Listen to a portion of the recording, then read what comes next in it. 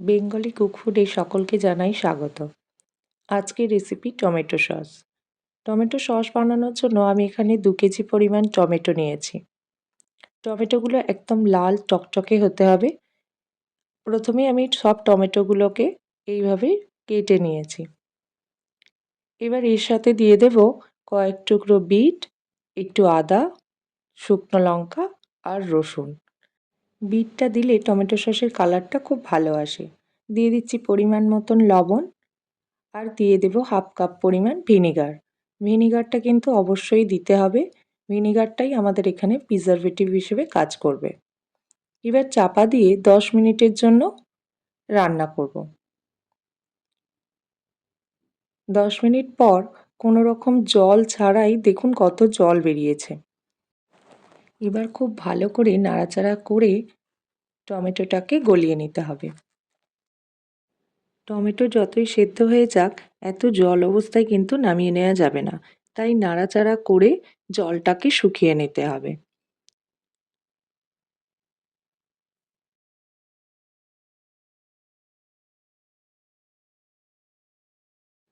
দেখুন টমেটোটা খুব ভালোভাবে গলে গেছে এবং জলটাও প্রায় শুকিয়ে এসেছে। এই অবস্থায় ঠান্ডা হওয়ার জন্য রেখে দেব। সম্পূর্ণ ঠান্ডা হয়ে গেলে এবার এটা একটা মিক্সিং জারের মধ্যে দিয়ে একটা স্মুথ পেস্ট বানিয়ে নেব।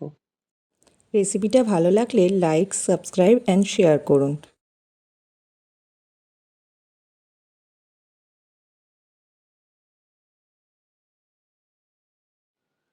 এবার এই পেস্টটাকে ছেঁকে নেব।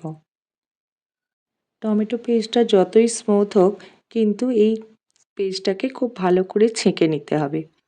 না ছেঁকে নিলে কিন্তু টমেটো সসটা ভালো হবে না। তাই খুব ভালো করে টমেটো সসটাকে একটু সময় নিয়ে এইভাবে ছেঁকে নিতে হবে।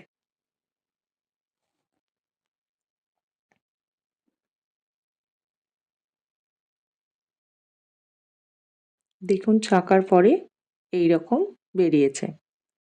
টমেটোর পেস্টটা দেখে এখনই মনে হচ্ছে সস হয়ে গেছে, কিন্তু না, এখনও একটা স্টেপ বাকি আছে। একটা প্যান গ্যাসের উপরে বসিয়ে দিলাম, দিয়ে দিচ্ছি সমস্ত পেস্টটা। এবার আমি এখানে 1 বাটি পরিমাণ চিনি নিয়েছি। চিনিটা কিন্তু আমি একেবারে দেব না, অল্প অল্প করে দিয়ে মেশাতে থাকবো। চিনিটা দেওয়ার পরে চিনিটা গলে গিয়ে একটু জল জল মতন হবে এবং সেটাকে ভালো করে নাড়াচাড়া করে একটু গাঢ় হয়ে এলেই রেডি হয়ে যাবে টমেটো সস। বাড়িতে এইভাবে একবার টমেটো সস বানিয়ে দেখুন, আর দোকান থেকে কেনার ইচ্ছা করবে না।